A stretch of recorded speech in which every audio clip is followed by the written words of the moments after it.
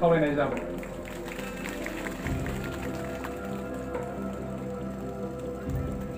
साबायखर थाबाय आदानिसिम रायजोफोर साबायखर थाबाय मेडामनिसिम बे समावनो सिनायथि बर' बाजार आर'नाइ हारिमु आफाद बिथांमोनाबो बरायनो सिगांदों बरायनायनि थाखाय आं साबायखर जासिबाय बरायनायखौ नाजानायनि थाखायबो आं साबायखर जासिबाय। बिनि उनाव बर' आथिखालाव इउपिपिएल हान्जानिनो सासे सुबायजार बियाबनि साबायखर थाबाय सारनिसिम बे समावनो बर' बाजार आर'नाइ हारिमु आफाद बिथांमोनाबो बरायनो सिगांदों बरायनायनि थाखाय आं साबायखर जासिबाय बरायनायखौ नाजानायनि थाखायबो आं साबायखर जासिबाय। बिनि उनाव बर' आखाइ खबनानै बरायना हो रायजोफोर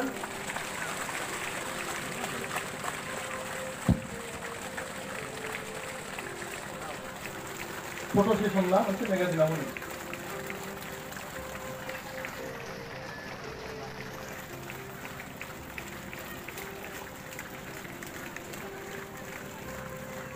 बेनि उनाव बलांगुरि दालाइ आफाद बिथांमोनखौबो बरायनाय हाबाफारिखौ मावफुंनो थाखाय खावलायदों। आखाइ खबनानै बराय रायजोफोर गोबारैनो बिथांमोनखौ जों दिनैहाय मोननो हानाया खाफाल गोनांनि बाथ्रा। गोबां सम जालांबाय लेट जाबाय बिथां गेदेमामोनखौ बरायनाया दिनैनि बे खाबुनि गेजेरजोंनो जोङो हाबाफारिखौ मावफुंनाय जाहैबाय। दायो बनजार दालाइ आफाद बिथांमोनाबो बरायनो सिगांदों। बेनि उनाव साबिसनि दालाइ आफाद बिथांमोनाबो बरायनो सिगांदों। बिनि उनाव सुबायजार दालाइ आफाद बिथांमोनाबो बरायनो सिगांदों। बेनि उनाव मालिपारा दालाइ आफाद बिथांमोनाबो बरायनो सिगांदों। बेनि उनाव बर' बाजार दालाइ एबसु बिथांमोनाबो बरायनो सिगांदों। बेनि उनाव फानबारि दालाइ एबसु 1953 थैनाया 31 अक्ट'बर 2000 मायथाइयाव बिथाङा गुदि सोलोंथाइखौ लादों गस्लाबारि एलपि स्कुलावनो बेनिफ्राय मेट्रिक आनजादखौ पास जादों बर'बाजार एचएस स्कुलनिफ्राय पास जादोंमोन बेनिफ्राय पिइउ आनजादखौ क'क्राझार कलेजनिफ्राय 1972 मायथाइयाव उथ्रिसारनो हादोंमोन बेनिफ्राय बेनि उनाव 1973 मायथाइयाव बिथाङा गार्ड रिक्रुटमेन्ट मोननो हादोंमोन मिलिटारि साख्रियाव 1979 मायथाइयाव बिथाङा साख्रिनिफ्राय फैफिननानै बलांगुरि हाई स्कुलनि केरानि साख्रि मावदोंमोन आरो बिनि उनावनो बिथाङा लोगो फोरोंगिरि महरै खामानि मावदों बिनि उनाव बिथाङा 1983 मायथाइयाव फोरोंगिरि साख्रि मावफुबाय थानाय समावनो बिए फरायदों बिए आनजादखौबो उथ्रिनो हादों बेनिफ्राय क'क्राझारनिफ्रायनो बिथाङा 1986 मायथाइयाव बिटि डिग्री मोननो हादोंमोन 1993 मायथाइयाव बिथाङा आरोबाव हिस्ट्रि आयदायाव जारिमिन आयदायाव एमए पास जानो हादोंमोन बिनि उनाव आरो 1992 मायथाइयाव बिथाङा इंलिसनि मोनसे कटन कलेजाव जानाय इंलिसनि ट्रेनिं सेन्टाराव बिथाङा ट्रेनिं आनजादखौ उथ्रिनो हादोंमोन बेजों लोगोसेनो बिथाङा समाजनि गोबां आफादफोरजों सोमोन्दो दङमोन रमान हांखोनि सोमावसारनायाव बिथाङा मैखोमै बाहागो लानानै बिथाङा सोमावसारनायखौ दैदेनदोंमोन बेनि उनाव बिथाङा बिजनी आन्चलिक बिपिएससिनि बड'लेण्ड पिपल्स एक्शन कमिटिनि बिथाङा मासिगिरि जानानै सोमावसारनायखौ दैदेनदोंमोन बेनि उनाव बिदा फंबायनि गेजेराव सानस्रिनि गोरोबलायैयाव बिथांखौ 2000 मायथाइयाव जोंनि बर'निनो माखासे सानस्रिनि बेरेखा बै समनि सानस्रिनि बेरेखा सुबुंफोरा फरायसालियावनो बिथांखौ गावथारलांदोंमोन आरो आङो बिथांनि सुंद' फोरमायथिखौ होबाय बिथाङा बिनि अनगायैबो समाजनि गोबां हाबायावनो लोब्बा दङमोन आङो बेखिनिखौ फोरमायबाय आङो गुबुन हाबाफारि जोंना दिनै गावसिनि गामिखौ सोसननांगौनि नोजोरजों बरायनो सिगांदों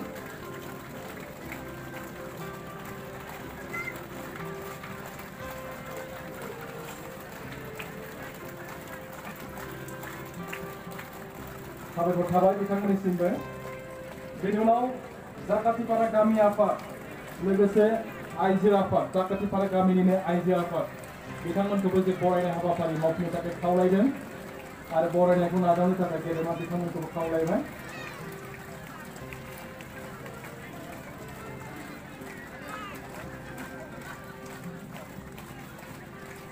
साबायखर थाबाय बेनि उनाव सुबाइजार प्राइमारि UPPL बिथांमोनाबो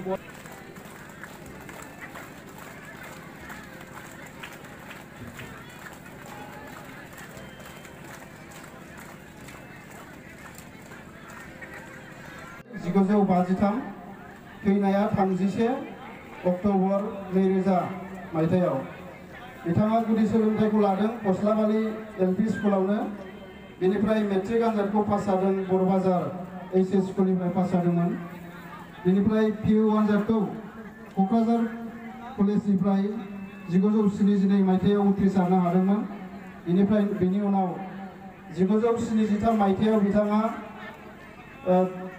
गार्ड रिक्रुटमेन्ट मोननो हादोंमोन मिलिटारि साख्रियाव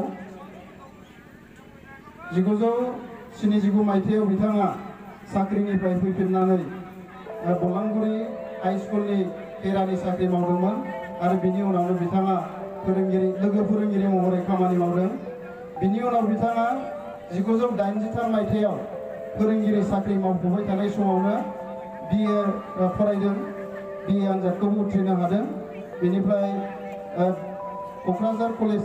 क'क्राझारनिफ्रायनो बिथाङा 1986 मायथाइयाव बिटि डिग्री मोननो हादोंमोन 1993 मायथाइयाव बिथाङा आरोबाव हिस्ट्रि आयदायाव जारिमिन आयदायाव एमए पास जानो हादोंमोन बिनि उनाव आरो 1992 मायथाइयाव बिथाङा इंलिस मोनसे कटन कलेजाव जानाय इंलिशनि ट्रेनिं सेन्टाराव बिथाङा ट्रेनिं आनजादखौ उथ्रिनो हादोंमोन। बेजों लोगोसेनो बिथाङा समाजनि गोबां आफादफोरजों सोमोन्दो दङमोन। रमान हांखोनि सोमावसारनायाव बिथाङा मैखोमै बाहागो लानानै बिथाङा सोमावसारनायखौ दैदेनदोंमोन। बेनि उनाव बिथाङा बिजनी आन्चलिक DPSCनि बड'लेण्ड पिपल्स एक्शन कमिटिनि बिथाङा मासिगिरि जानानै सोमावसारनायखौ दैदेनदोंमोन। बेनि उनाव बिदा फंबायनि गेजेराव सानस्रिनि गोरोबलायैयाव बिथांखौ 2000 मायथाइयाव जोंनि बर'निनो माखासे सानस्रिनि बेरेखा बै समनि सानस्रिनि बेरेखा सुबुंफोरा फरायसालियावनो बिथांखौ गावथारलांदोंमोन आरो आङो बिथांनि सुंद' फोरमायथिखौ होबाय। बिथाङा बेनि अनगायैबो समाजनि गोबां हाबायावनो लोब्बा दङमोन। आङो बेखिनिखौ फोरमायबाय। आङो गुबुन हाबाफारि